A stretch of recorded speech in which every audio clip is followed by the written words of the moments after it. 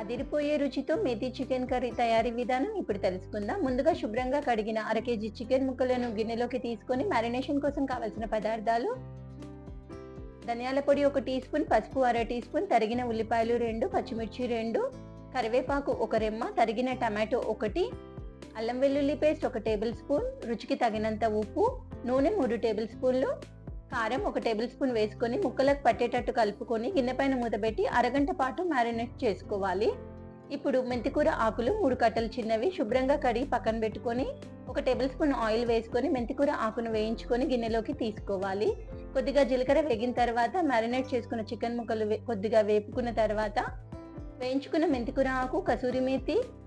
అర teaspoon garam masala powder వేసుకొని అంతా కలిపి తగినన్ని నీళ్ళని పోసుకొని గిన్నె పైన మూత పెట్టి అప్పుడప్పుడు కలుపుతూ చికెన్ ముక్కలు మెత్తగా అయిన తర్వాత దించుకునే ముందు కొత్తిమీర చల్లుకొని గిన్నెలోకి సర్వ్ చేసుకోవాలి.